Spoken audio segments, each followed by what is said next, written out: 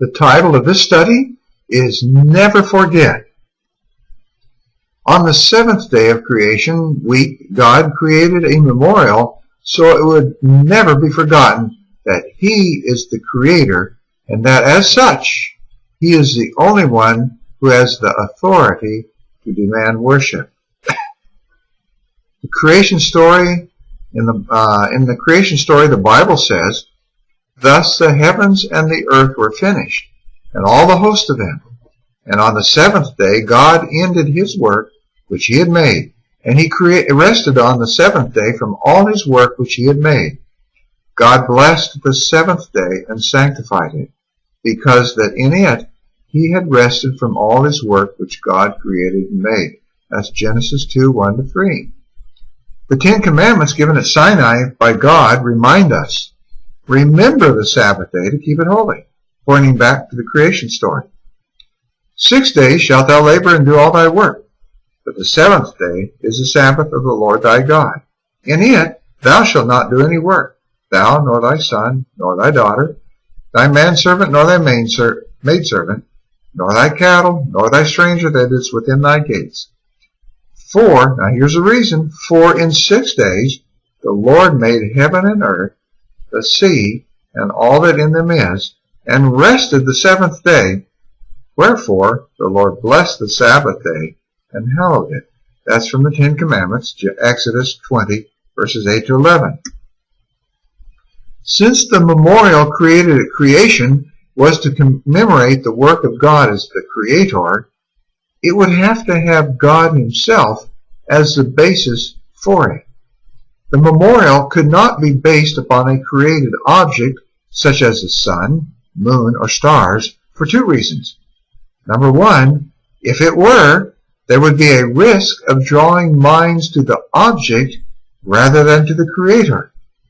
This principle is found in Deuteronomy 4:19, and it is at the bottom of your page on the right-hand side. Deuteronomy 4:19 says, "And when you look up to the sky and see the sun, the moon, and the stars, all the heavenly array, do not be enticed into bowing down to them."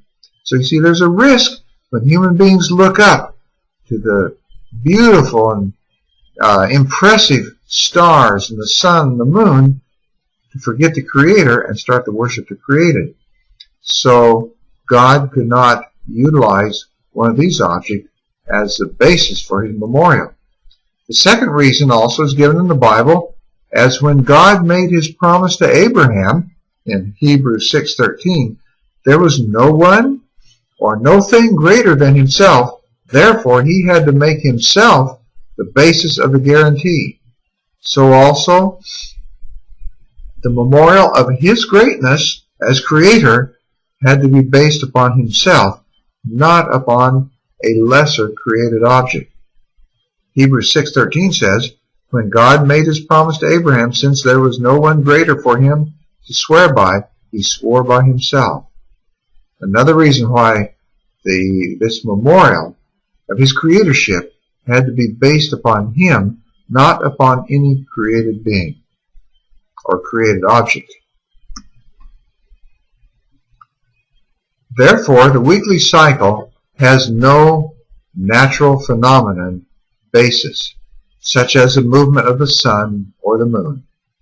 The seventh-day Sabbath memorial is based upon God Himself and His own unvarying cycle of 6 days of work, followed by 1 day of rest.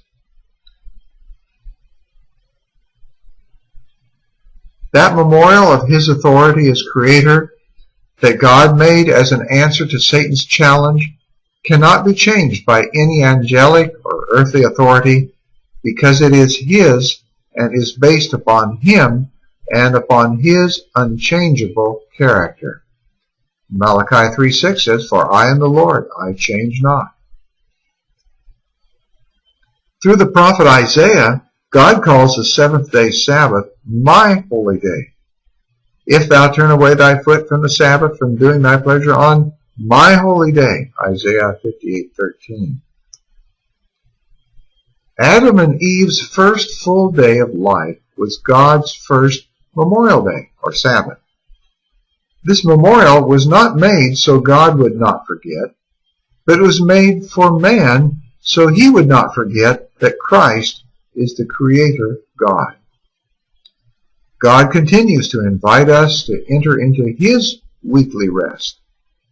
Hebrews 4:3.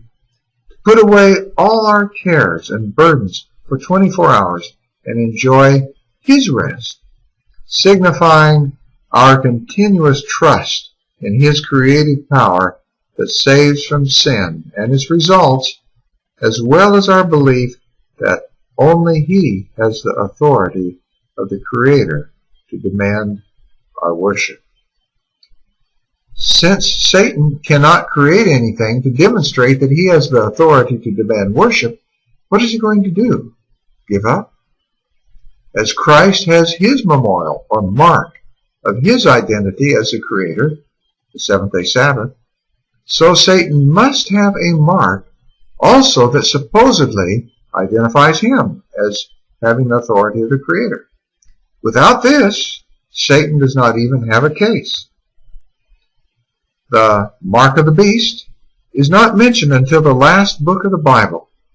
However, at the very outset of the conflict, it is obvious that Satan must develop a special mark of his supposed authority to make other beings believe he has the authority of the Creator. As a matter of fact, in Revelation 13:2, it speaks of the dragon giving his authority to the beast, as if he had authority. Satan gives the mark of his authority to some earthly power that will use it according to Satan's will. And on the left side of the screen, you see the text that talks about that. Revelation 13:2 says, "And the beast which I saw was like unto a leopard, and his feet were as the feet of a bear, and his mouth as the mouth of a lion. And the dragon," and we know now that the dragon is Satan, "gave him his power and his seat and great authority." The mark that Satan uses, or that he chooses, must be related to worship, authority, and creatorship. And our question for each one of us to meditate on: will I accept God's gift of His Sabbath rest to help you keep and help me to keep in focus the importance of worshiping the Creator God?